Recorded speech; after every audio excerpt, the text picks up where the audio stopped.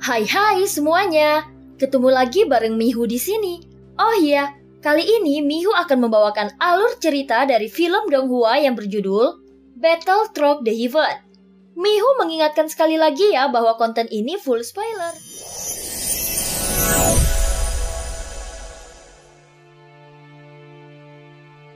Melanjutkan dari kisah sebelumnya.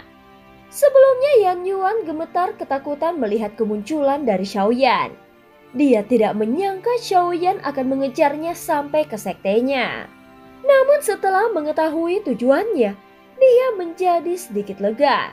Adapun sosok-sosok lainnya yang mengikutinya karena terhipnotis aroma pil tingkat dewa, akhirnya menyadari bahwa mereka telah dijebak dan dijadikan pisau pembunuh. Sehingga mereka memutuskan untuk meninggalkan sekte boneka dewa. Tetapi sekawanan nyamuk iblis beracun menyerbu dari kehampaan, yang menyebabkan mereka harus kembali ke dalam sekte boneka dewa. Melihat adegan yang mengerikan ini, leluhur berwajah belang bertanya kepada Xiaoyan. Tidak semuanya, hanya itu saja dan itu sudah tidak penting lagi. Ucap Xiaoyan bergumam pelan sambil berdiri di atas altar dengan tangan di belakang punggungnya lalu menatap ke langit. Itu tidak penting lagi. Saudaraku, kau tidak jujur. Mereka sebenarnya mengejarmu mengapa kau ingin menyakiti sekte boneka dewaku. Kita juga tidak saling mengenal dan tidak ada ketidakadilan ataupun permusuhan di antara kita. Jadi bagaimana kau bisa melakukan semua ini? Ucap leluhur berwajah belang berbicara dengan penuh percaya diri. Xiaoyan yang mendengar ini merasa tidak ada hubungannya dengan dirinya. Lalu menunjukkan ekspresi cemas dan bingung yang terlihat di wajahnya. Memang tidak ada kebencian yang besar di antara mereka. Namun saat ini tidak masuk akal untuk berbicara terlalu banyak. Dan lebih baik memikirkan apa yang harus dilakukannya. Pada saat ini leluhur berwajah belang terus memandang Xiaoyan yang berdiri di altar. Untuk beberapa saat, dia benar-benar tidak tahu kenapa Xiaoyan terlihat begitu melankolis. Leluhur berwajah belang itu juga berpikir bahwa semua ini dimulai karena dirinya dan semua binatang nyamuk itu datang mengejarnya, tetapi mengapa dia berbicara dengan sinis? Mereka datang karenamu. Cara yang terbaik adalah kau harus maju dan menyelesaikannya secara pribadi. Sekte boneka dewaku tidak bersalah. Ucap leluhur berwajah belang berbicara dengan nada yang serius. Jika aku maju ke depan, mereka pasti akan mengincarku dan aku tidak bisa mengalahkannya. Ucap Xiaoyan mengangkat bahunya dan berbicara dengan tidak berdaya.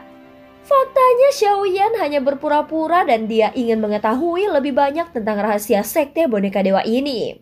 Tetapi ini juga tidak ada hubungannya dengan sekte boneka dewaku.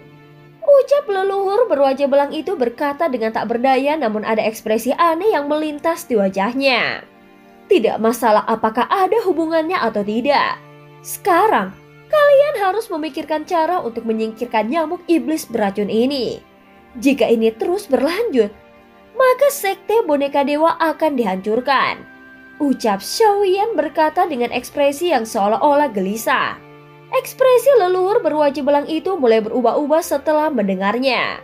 Saat ini semua murid sekte boneka dewa terus bertarung melawan setiap sosok yang datang, sehingga menimbulkan suara yang terus bergema di udara. Gelasir darah raksasa yang tidak dapat menemukan avatar Yuan Shen terus mengamuk dan sepertinya tidak akan menghentikan pembunuhan sampai dia menemukannya. Adapun nyamuk iblis beracun yang menyerang juga memasuki kondisi panik setelah tidak menemukan pil tingkat dewa. Alasan kenapa Xiaoyan melakukannya adalah karena dia merasa sekte boneka dewa ini bukanlah sekumpulan orang baik.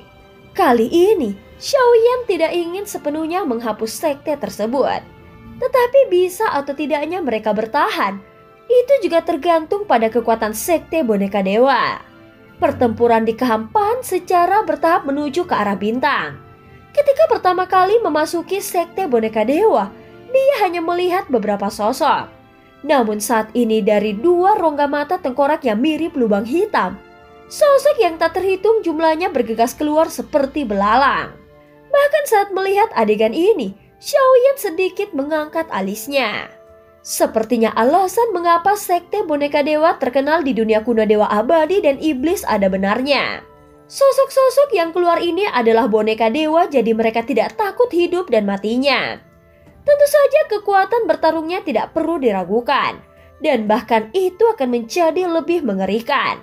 Dengan dukungan oleh sejumlah besar anggota sekte, maka kekuatan gabungan itu memang sulit dikalahkan. Jika terjadi kecelakaan, maka anggota sekte yang mati akan dimasukkan ke dalam peti mati untuk dijadikan boneka dewa. Bahkan setiap orang yang berani melawan mereka akan dijadikan boneka dewa juga. Tentu saja hal ini membuat semakin sedikit orang yang berani memprovokasi sekte boneka dewa. Pada saat ini dari dalam rongga mata, tiba-tiba sebuah tangan besar terulur dengan satu gerakan. Dan selusin nyamuk iblis beracun ditangkap kemudian terseret ke dalam kehampaan. Jika seseorang berada pada jarak yang lebih dekat, maka dapat mendengar suara klik yang datang dari kegelapan di dalam rongga mata. "Keluarlah sekarang, kau ada di mana?" ucap Gelasir darah raksasa meraung marah di kehampaan. Saat Xiaoyan mendengarnya, dia segera menyebarkan kekuatan jiwanya dan dia bisa melihat Gelasir darah raksasa hampir kehilangan akalnya karena tidak dapat menemukan avatar Yuan Shen. Xiaoyan melihat Gelasir darah raksasa yang tidak bisa merasakannya. Kemudian Liontin Giok muncul di tangannya. Dia merasa apa yang diberikan oleh nomor 7 kepadanya memang sangat efektif. Saat bertarung melawan leluhur berwajah belang, dia juga menggunakan kekuatan klan Yuan Shen. Namun Gelasir darah raksasa juga tidak bisa merasakan auranya. Ini cukup membuktikan bahwa efek giok penyembunyian aura sangat bagus. Setelah berpikir sejenak, Xiaoyan menggantungkan Liontin Giok ke pinggangnya dan terus menatap ke arah Gelasir darah raksasa. Tubuhnya besar hampir sama dengan tubuh klan Yuan Shen. Hanya saja baunya agak aneh. Bahkan vitalitas yang dirasakannya juga aneh. Ini bukan karena benda mati ataupun benda hidup. Saat ini dia tampaknya sama sekali tidak tertarik pada darah lainnya dan hanya fokus mencari keberadaan avatar Yuan Shen. Namun siapapun yang berani menghalanginya akan dibunuh tanpa ampun. Saat ini nyamuk iblis beracun mengaum di tengah-tengah sekte boneka dewa.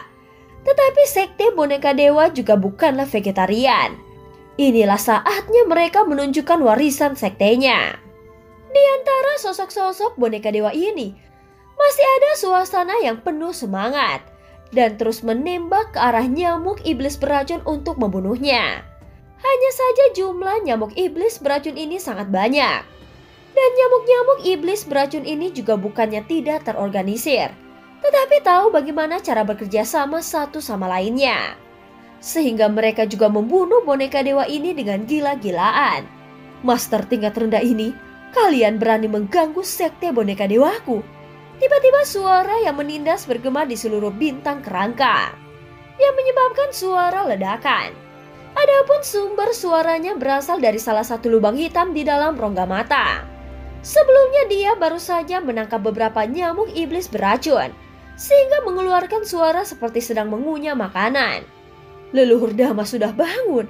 Saat ini wajah leluhur berwajah belang berangsur-angsur menjadi gelap. Saat berikutnya banyak sosok yang tiba-tiba muncul di altar.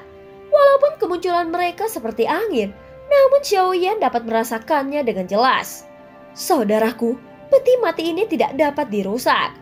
Bisakah kau mengikuti apa yang kukatakan? Simpan di sekte boneka dewa. Aku akan membantumu memelihara dan menyempurnakannya." Sambil berbicara, leluhur berwajah belang itu tertawa mengejek. Saat ini ada boneka dewa yang terdiri di sampingnya. Saat Xiaoyan mengalihkan pandangannya, dia melihat kepala leluhur berwajah belang itu tiba-tiba terbuka. Layaknya kelopak bunga yang terbelah menjadi 8 bagian. Lalu dia membungkus sosok boneka dewa di sebelahnya. Dalam satu gerakan, segera terdengar suara mengunyah dan suara retakan tulang. Setelah memakannya, leluhur berwajah belang kembali ke keadaan semula. Dia masih menatap Xiaoyan sambil tersenyum. Semua kejadian ini sangat cepat, seolah-olah Xiaoyan hanya melihat ilusi. Cara berkultivasi setiap kultivator memang berbeda-beda. Ada yang benar dan ada juga yang jahat. Namun cara berkultivasi yang seperti ini akan membuat sulit membedakan antara manusia dan iblis. Peti mati ini menjadi milikku. Setelah Xiaoyan berbicara, dia mengeluarkan tangannya dan meraih peti mati merah. Tetapi saat berikutnya, peti mati berwarna merah itu tiba-tiba terangkat dengan gaya hisap yang kuat. Dengan Xiaoyan yang memiliki guntur ekstrim, maka kecepatan hisap yang seperti ini tidak akan cukup untuk menghentikannya. Terlebih lagi Xiaoyan masih memiliki ruang kehampaan untuk menyimpan barang miliknya. Xiaoyan segera bergegas melangkah dengan telapak kakinya untuk menghentikan peti mati merah berisi avatar suci. Kemudian melemparkannya langsung ke dalam celah spasial. Kembalikan peti merah itu kepadaku. Itu bonekaku. Leluhur berwajah belang mengeluarkan suara mendesis. Saat mengatakannya, matanya juga tampak bergerak tidak tidur. Saat ini Xiaoyan merasakan krisis di hatinya. Segera segel bintang 9 berkedip di antara alisnya. Dan dia juga membuka kekuatan simbiosis. Saat matanya terbuka, itu bersinar dengan cahaya bintang. Dalam sekejap Xiaoyan merasa dengan kekuatan klan Yuanzhen. Namun leluhur berwajah belang itu tiba-tiba muncul di permukaan. Dan kepalanya berubah menjadi 8 kelompok lagi tetapi dia tidak menelannya. Sebaliknya mereka semua menyerang dan menusuk ke arah tubuh Xiaoyan. Akhirnya tubuh yang cocok sudah muncul. Ucap leluhur berwajah belang mengeluarkan suara aneh. Ini sangat berbeda dari suaranya yang sebelumnya. Dan itu terdengar seperti suara monster. Kekuatan macam apa ini? Mengapa aku tidak bisa bergerak? Ucap Xiaoyan bergumam di dalam hatinya lalu menunduk untuk melihatnya. Meskipun dia tidak begitu memahami pembatasan, tetapi dia bisa merasa sedang berdiri di atas pembatasan yang sangat besar. Sehingga tubuhnya tidak bisa bergerak. Pada saat yang sama, tiba-tiba sesosok tubuh bergegas keluar arahnya juga langsung menuju Xiaoyan.